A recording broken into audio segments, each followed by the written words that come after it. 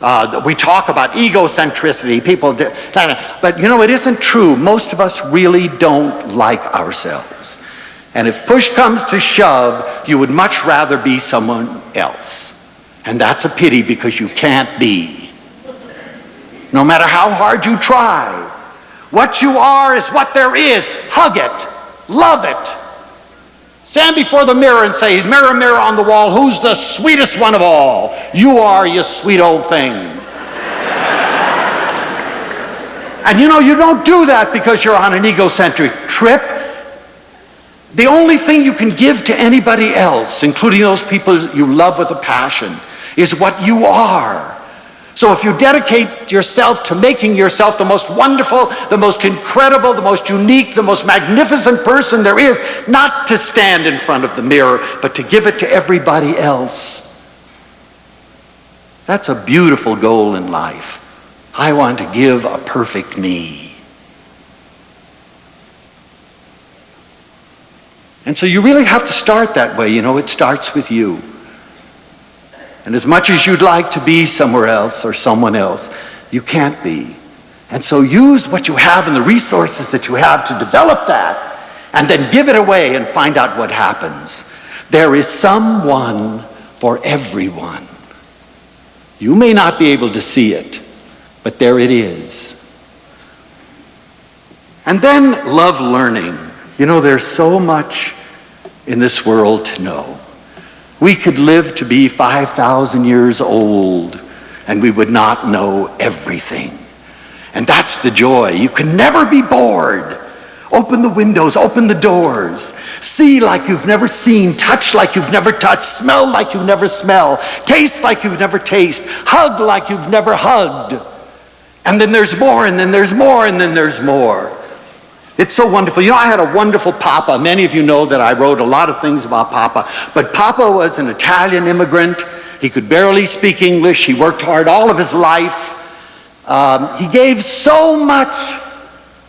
He gave love like I've never seen it. He used to give zucchini all the time. He had more zucchini. You know, my mother had to be the most creative cook in the world to cook zucchini in 10,000 ways.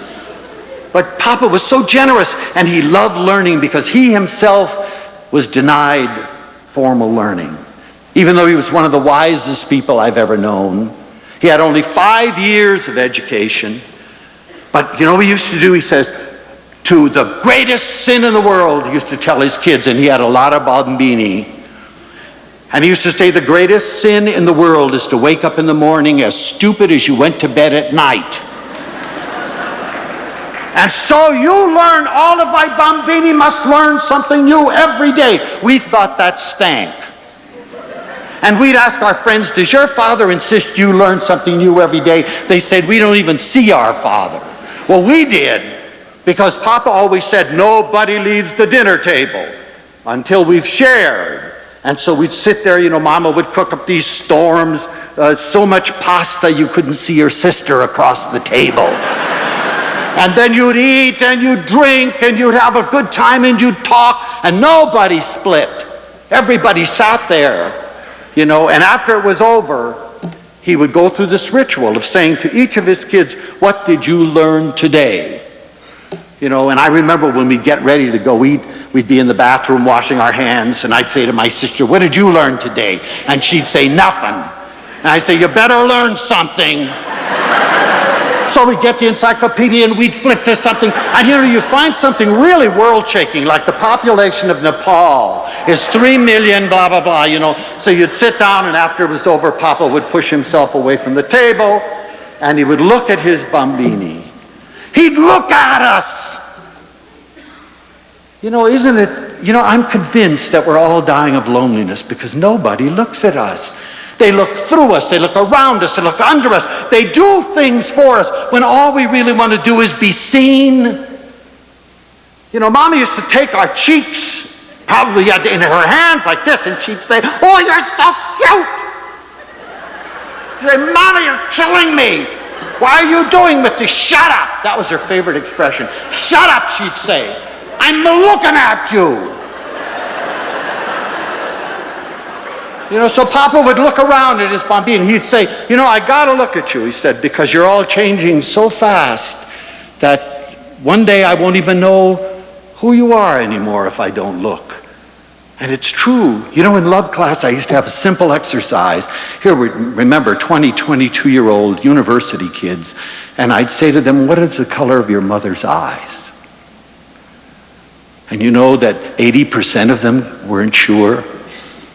22 years with this incredible woman, and they didn't know what the color of her eyes were. I'd say, go home, take her cheeks in your hands. What are you doing? Shut up! I want to look at your eyes, Mama.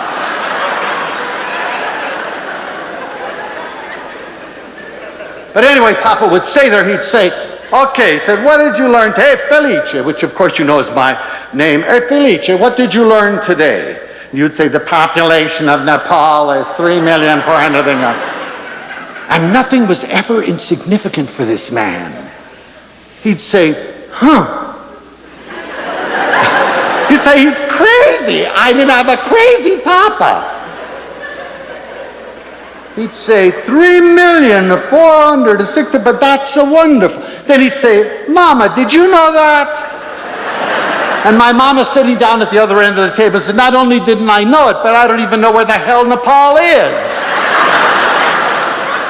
So we'd get an encyclopedia and we'd look it up. And the wonder is we were learning together. And I'm convinced that those people who learn together stay together. We were learning. And even now, sometimes I work 97 hours a day. And I go to bed at night, and I'm just about ready to go to sleep, and I see Papa's face, and he says, hey, Felice, what did you learn today? And I try to figure out what I learned. And if I can't learn, and usually I have to get up out of bed and get an encyclopedia and go to work. So never stop learning. And then, love, frustration, and conflict too. We're a crazy country. If you're not giddily happy, there must be something wrong. You watch television, people go insane over post-toasties. They're just giddy over breakfast. And you wonder, what's the matter with me? Why am I not giddy over everything that's happening? And if you aren't happy, you immediately pop pills, you take drugs, you do all kinds of things to turn yourself on when there's so much stimulation you don't really need it. But accept frustration and conflict as a part of life, because it is a part of life, and a very important one. It's the part of life from which you will learn. I had a wonderful little dog many years ago. His name was Faux Pas, and it was just that too. He was a little white dog, and he was so brilliant. And when I was housebreaking him, I just took him out in the garden once. We had a little doggy door, and I said, now Faux Pas, the world is your toilet.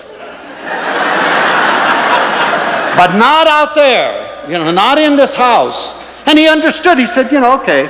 And so from then on, it was every time Faux Pas had to poop, it was through the door out in the garden.